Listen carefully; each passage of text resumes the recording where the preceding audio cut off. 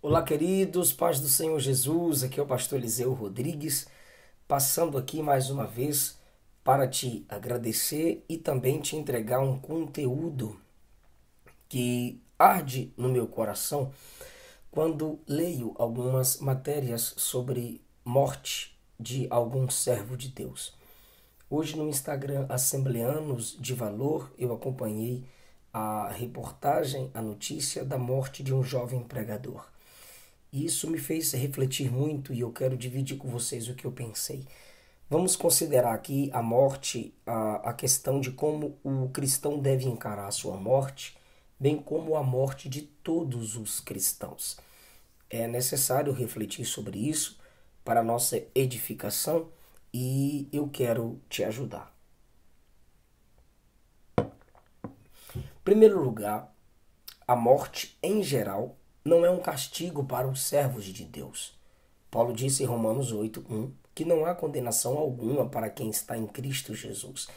A pena dos nossos pecados já foi paga.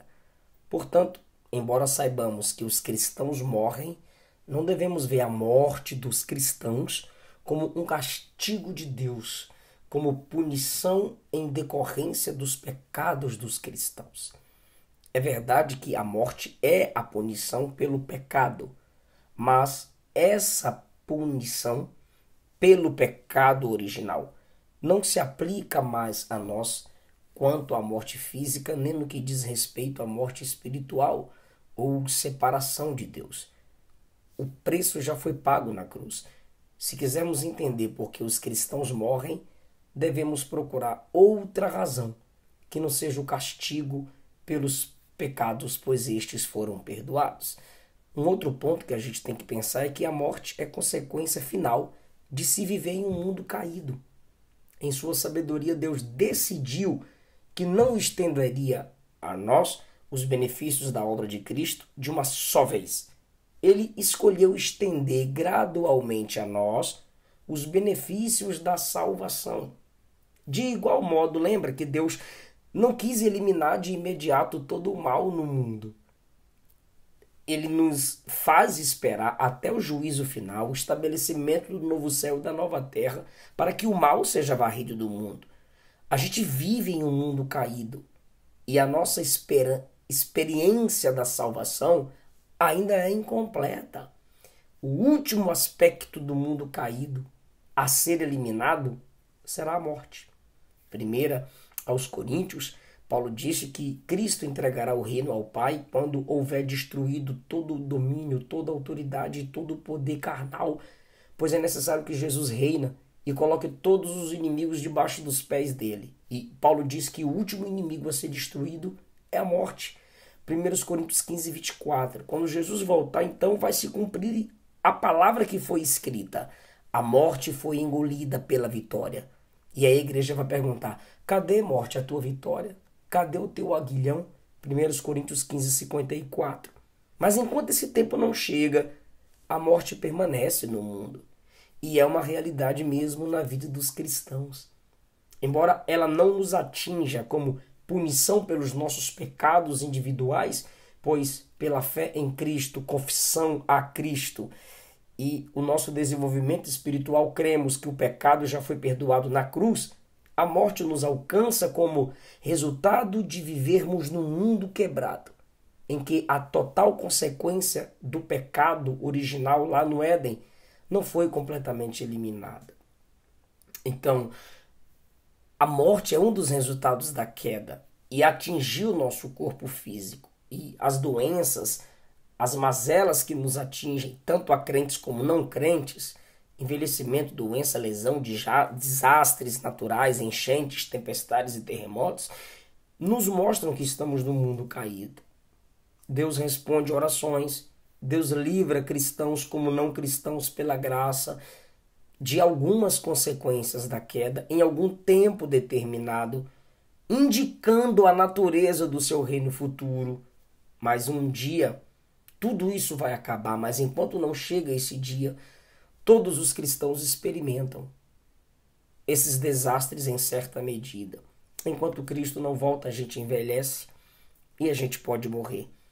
O último inimigo, que é a morte, ainda não foi destruído. E Deus decidiu permitir que experimentemos a morte antes que todos nós recebamos os benefícios da salvação conquistada na cruz em nosso favor, que é a glorificação e a consumação de todas as coisas. Um terceiro ponto é que a morte dos nossos irmãos entre nós cooperam para o desenvolvimento da nossa santificação. Em que sentido eu afirmo isso? Ao longo da nossa vida, a gente, como cristão, a gente sabe que não temos que pagar preço algum, punição alguma pelo nosso pecado, pois Jesus pagou na cruz. Ele disse: está consumado. Mas quando a gente experimenta dor, sofrimento nessa vida, tristezas, a gente deve pensar que isso está nos ocorrendo por alguma razão. Às vezes o sofrimento é apenas resultado de vivermos num mundo caído, pecaminoso, e às vezes sofremos a perca de alguém ou uma enfermidade que nos levará à morte, porque Deus está nos disciplinando para o nosso bem. Mas em todos os casos a certeza está em Romanos 8:28. Todas as coisas trabalham conjuntamente para o bem daqueles que amam a Deus, dos que são chamados segundo o seu propósito, que é nos assemelhar a Cristo. O propósito bondoso da disciplina de Deus está lá em Hebreus 12, quando lemos que o Senhor disciplina a quem ama. Ele nos disciplina para o nosso bem, a fim de participarmos da sua santidade. O escritor aos Hebreus diz que toda disciplina, quando aplicada, não parece ser motivo de alegria, mas gera tristeza. Porém, depois, gera fruto pacífico de justiça naqueles que foram exercitados pela disciplina. Hebreus 12, a partir do 6. Então, nem toda disciplina tem o propósito de nos corrigir dos pecados que cometemos, mas é permitida por Deus para nos fortalecer, a fim de que cresçamos em nossa capacidade de confiar nele, de resistir o pecado no caminho da obediência. Veja isso claramente na vida de Jesus, que ainda que não tivesse cometido nenhum pecado, Hebreus 5 diz que ele aprendeu a obediência pelo sofrimento. Jesus foi aperfeiçoado como homem por meio do sofrimento. A gente deve enxergar os momentos difíceis e os sofrimentos pelos quais passamos como algo trazido, permitido por Deus para o nosso bem. Isso fortalece nossa confiança nele, nossa obediência à sua soberania e aumenta a nossa capacidade de glorificá-lo. Consequentemente, a gente entende envelhecimento, fraqueza e às vezes enfermidades que nos levarão à morte como mais um tipo de disciplina que Deus permite para que por meio desse processo nossa santificação seja aprofundada e por fim completada quando adentrarmos na presença do Senhor. O desafio que Jesus lançou à igreja de Esmirna poderia ser aceito por cada cristão. Apocalipse 2:10. Seja fiel até a morte, eu vou te dar a coroa da vida. Paulo afirmou que seu objetivo de vida era se tornar como Cristo, para conhecê-lo e conhecer o poder da ressurreição de Jesus, participar dos sofrimentos de Jesus e se tornar como Cristo na sua morte. Filipenses 3:10. Como assim se tornar como Cristo na sua morte? Paulo está dizendo que o seu alvo de vida foi exemplificar na vida as características da morte de Jesus. Pois na sua morte, ou seja, na morte de Jesus, o Pai foi glorificado. Bênçãos foram transmitidas às pessoas. Necessidades espirituais foram supridas. Paulo está dizendo que ele, ao pensar na morte, desejava ser como Cristo. Ao pensar que morreria, ele desejava morrer de um modo que Deus fosse glorificado. Ou seja, a reflexão de Paulo sobre a morte santifica seu desejo. Lá em Filipenses capítulo 1, a partir do versículo 20.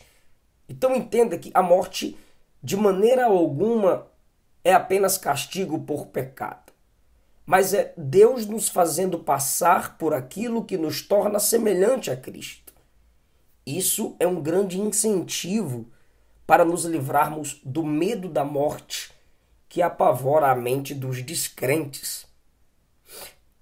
Embora Deus nos traga algo de bom por meio do processo da morte, a gente precisa lembrar que a morte não é natural. É um inimigo que Cristo um dia destruirá. Um outro ponto a pensar é que a nossa experiência com a morte completa nossa união com Cristo. Sim, uma outra razão que Deus permite os cristãos experimentarem a morte, ao invés de levar logo para o céu quando se torna crente, é que por meio da morte imitamos Cristo no que ele fez. A gente experimenta uma união mais íntima com ele. Nos identificamos com ele. Paulo afirmou que a gente é herdeiro de Cristo, sofrendo com ele para também ser com ele glorificado. Romanos 8,17. Pedro escreveu aos seus leitores que não se surpreendessem com as provas de fogo que estavam enfrentando, provas que os levavam até a morte. E ele diz: se alegrem porque vocês estão sendo participantes dos sofrimentos de Cristo, para que se alegrem na revelação da sua glória. Capítulo 4, versículo 13, primeira carta de Pedro. Então, essa união com Cristo no sofrimento inclui também união com ele na morte. Paulo diz isso aos Filipenses no capítulo 13, versículo 10. Hebreus 12, 2 diz que nós seguimos numa carreira espiritual olhando para Cristo para se tornar como ele. 1 Pedro 2, 21, Pedro disse que o sofrimento de Jesus foram passos para nós seguirmos atrás. Se Jesus morreu, a gente também morre. Ele morreu em comunhão com o Pai, cumprindo a obra do Pai. Assim também é a morte do crente, em comunhão com o Pai, cumprindo a obra do Pai Celestial, tendo uma certeza. Jesus disse: a minha vida e ninguém tira. Sou eu quem a dou, porque eu tenho o poder para tomá-la de volta. E na morte ele disse: Pai, em tuas mãos entrego o meu espírito. Oração de Davi e oração de Estevão. Davi antes, Estevão depois, semelhantes a Cristo. Ou seja, a morte nos assemelha, como cristãos, à experiência de Cristo. Geralmente se morre como se vive.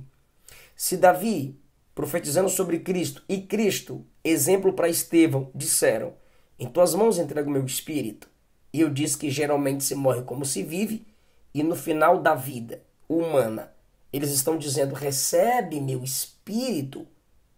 Essas palavras, recebe meu espírito, na hora da morte, simplesmente afirmam que a vida deles sempre estava nas mãos de Deus, pois geralmente se morre como se vive.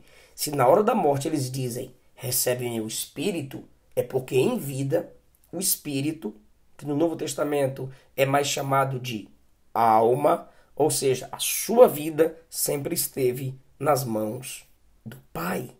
E o último ponto a considerar sobre a morte dos cristãos é que nossa obediência é mais importante do que a preservação da vida.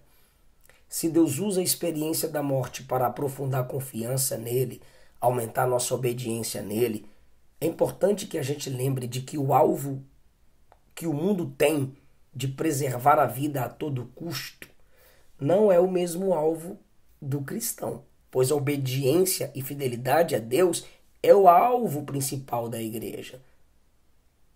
É mais importante do que qualquer coisa. Foi por isso que Paulo disse: estou pronto não só a ser preso, mas até para morrer pelo nome de Jesus. Atos 21:13 e Atos 25:11. Paulo disse aos líderes da igreja em Éfeso: em nada considero minha vida preciosa para mim mesmo, contanto que eu complete a minha carreira e o ministério que eu recebi para testemunhar do evangelho da graça. Atos capítulo 20, a partir do versículo 20. Essa convicção de que a obediência a Deus para exercer o ministério é mais importante do que a preservação da vida deu coragem a Paulo para entrar na cidade de Listra, logo depois de ser apedrejado e deixado como morto.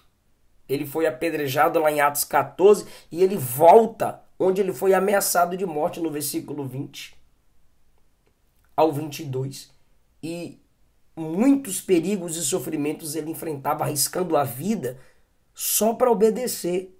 Se ele arrisca a vida por obediência, então ele estava dizendo que a obediência vale mais do que a vida. É por isso que a cada 3 minutos morre um crente por não negar o nome de Jesus.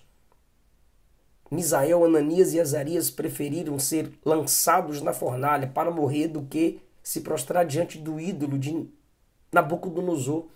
Daniel preferiu a cova do que se prostrar diante de homem, porque fidelidade acima da vida. Pecar é pior do que morrer. Então, queridos, Hebreus 11:35 diz que o que tem fé alcançará uma ressurreição melhor. Deus tem algo superior para a igreja. Essa convicção deu a Pedro, aos outros apóstolos que enfrentaram a morte, dizendo que era melhor obedecer a Deus do que aos homens.